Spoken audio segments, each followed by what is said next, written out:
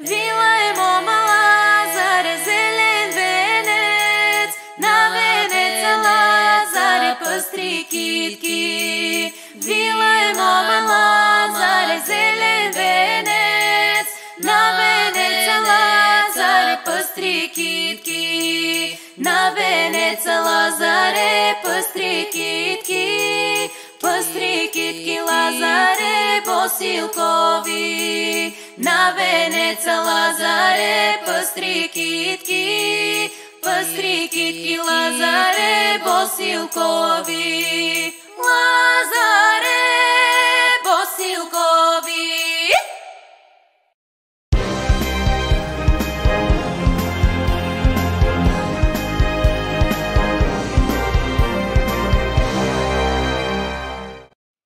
Български празници – Лазаров ден и Цветница.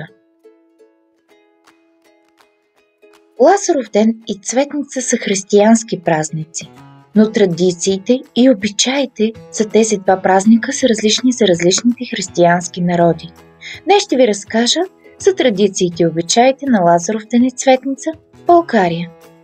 Нека започнем с Лазаров ден. Предпоследната събота преди Великден християнската църква отбелязва с празнична литургия Възкресението на Лазар. Лазаров ден е един от най-цветните и жизнерадостни празници в българския народен календар, който по традиция се организира и чества само от жени. Датата на празника се променя всяка година в зависимост от деня, в който ще се отбележи Възкресение Христово. Какво разказва Библията за възкресението на Лазар?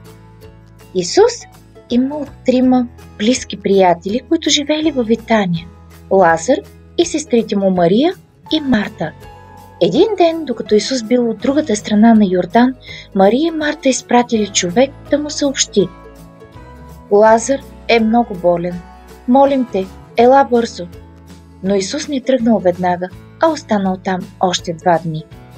Когато пристигнал обратно в Витания, Лазар бил вече мъртъв от 4 дни. Много хора били дошли да утешат Марта и Мария.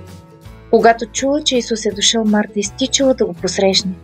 Тя му казала: Господарю, ако ти беше тук, нищо лошо нямаше да се случи в брат ми. А той казал: брат ти ще бъде жив отново. Тогава Исус отишъл до гробницата.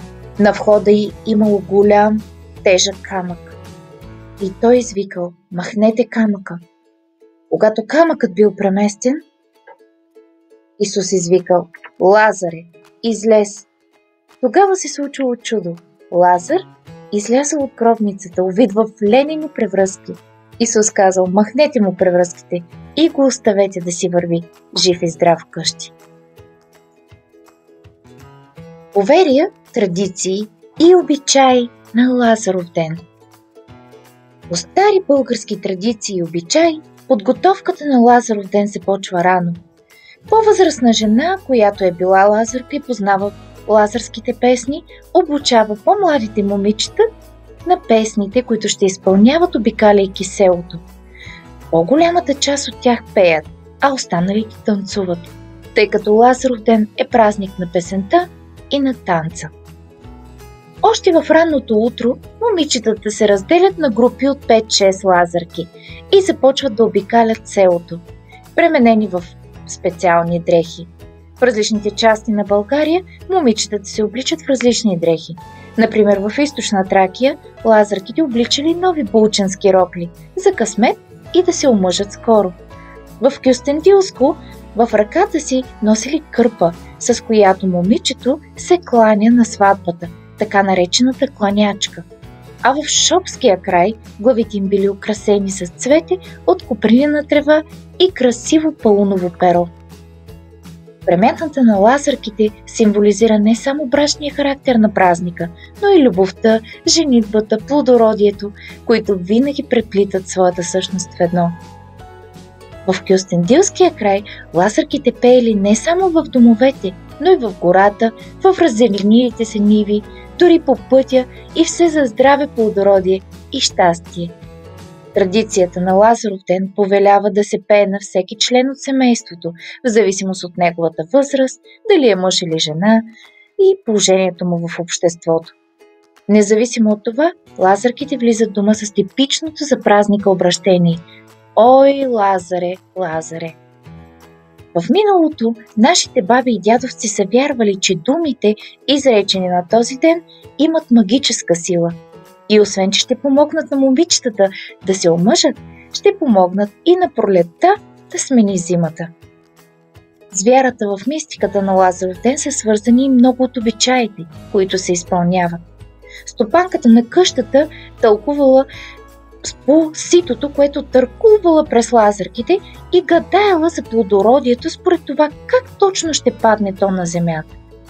Друг обичай повелява да ги посипва с жито, докато танцуват, а те да се завъртят с думите: „Завърти се, Лазаре“, че да се бъдят пчелите, да се агнят агънцата, да се телят теленцата.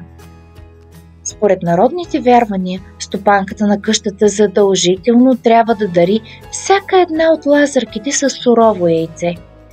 То символизира безсмъртието.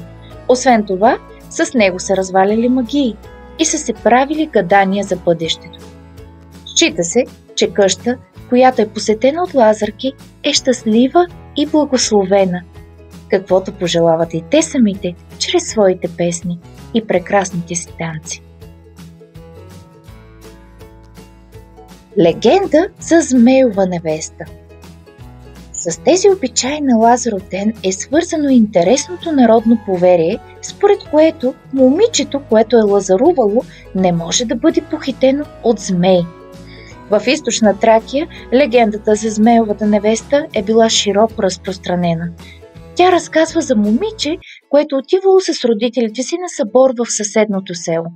Но по пътя до там ожадняла и решила да спре и да пие вода на един кладенец, въпреки че майка и баща й я предупредили, че това място е лошо място. Тогава до нея дошъл един змей и предложил да му стане жена.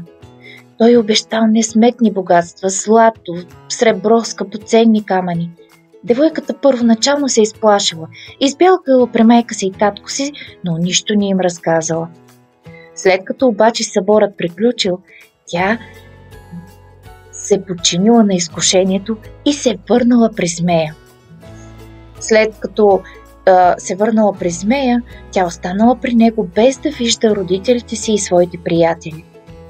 След време обаче толкова и домъчняла за близките й, че го помолила да я пусне, за да ги види. Пуснал е той на същото място, по същото време от годината, но за нещастие, докато живеела с него, на Змейовата невеста е била пораснала опашка. Когато чула песните на своите приятелки, тя с ужас започнала да опитва да се оттърве от нея, но без успех. Отчаянието и, че приятелките ще я видят така, по устните й се появила кървава пяна.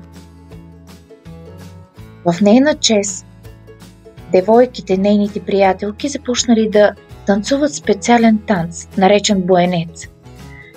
А тези, които го изпълнявали, се наричали лазарки. Така идва и лазарската традиция за песни и танци. През неделния ден на Цветница обичаите от Лазаров ден продължават да се изпълняват.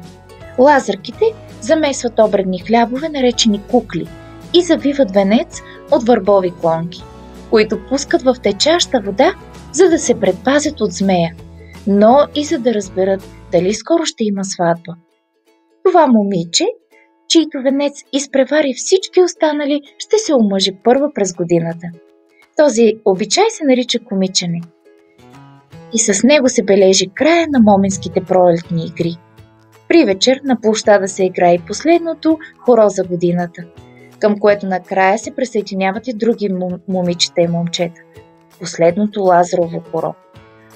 В края те заключват хорото и го превръщат в първото сключено хоро след великденските пости.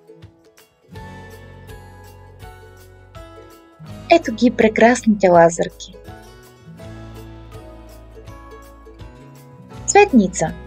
Цветница е другият празник, за който исках да ви разкажа днес.